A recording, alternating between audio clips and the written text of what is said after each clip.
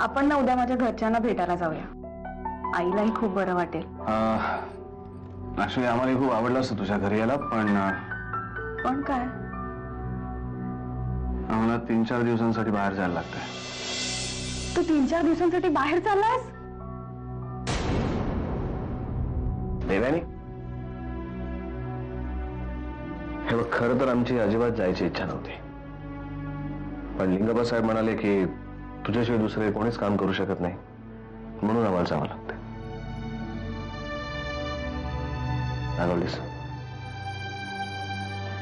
Of course रागवणारच ना. 3-4 दिवस म्हणजे असे जातील. आणि 3-4 दिवस तुला तुझ्या आईपाशी राहता येईल ना घरच्यांबरोबर?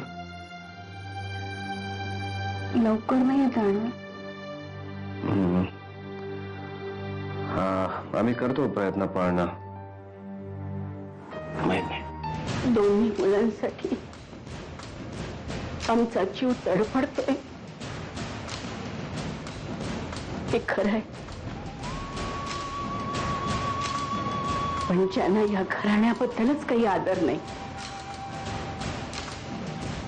त्यांना आम्ही या घरात घेऊ शकत नाही. आणि आम्ही आमच्या निर्णयावर ठाम आहोत. साईटवर जाताना गाडी हळू चालवा. तुला सवय आहे गाडी जोरात चालवायची. आता सगळ्या सूचना देत देत तू स्टेशन पर्यंत येणार आहेस?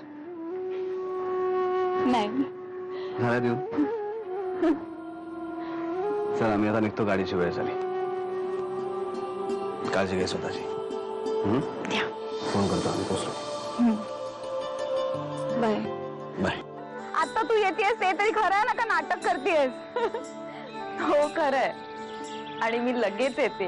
ओके, लवकर ये, मी वाट बघते तुझी. Okay, bye bye. बाय. आज मी जवळजवळ 1 वर्षानंतर भजी बनवणार आहे. मध्ये तुला करावीशी नाही वाटली ना? अजिबातच नाही. का? काय ना साक्षी, ही भजी खूप स्पेशल आहे आणि ती मी काही स्पेशल लोकांसाठी आणि स्पेशल वेळीच बनवतो. रोज दिसणाऱ्या माणसांसाठी कोण भजी बनवणार आहे साक्षी? काका बरोबर आहे तुझं. तुझ्या हातची स्पेशल भजी खाल्ल्यानंतर जी माणसं धडधाकट राहतात ती नक्कीच स्पेशलच असायला पाहिजेत, नाही का? करेक्ट आहे साक्षी. काका देवाली वाटतो.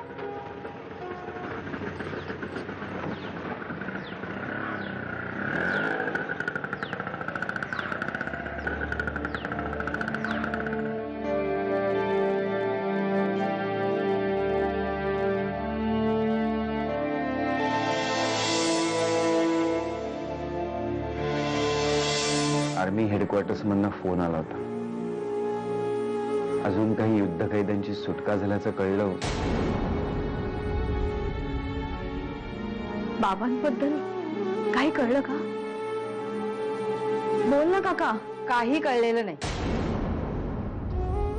मी तर त्यांना म्हणत होते की त्या यादीमध्ये मृत्युंजय भाऊजींचं नाव आहे की नाही ते चेक करा आणि मग जा, पण नाही. तुझी आई ऐकेल तर ना.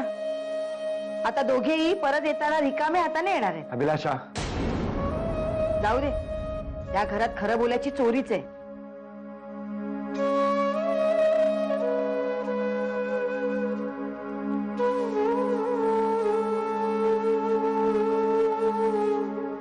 बाबा बस ती गोमान, कशाला उगाच नाटक करतो? मी नाटक करत नाही, खरंच खूप मोठा दुःख. इथं आलेला प्रत्येक जण काय ना काय कारण सांगत असतो.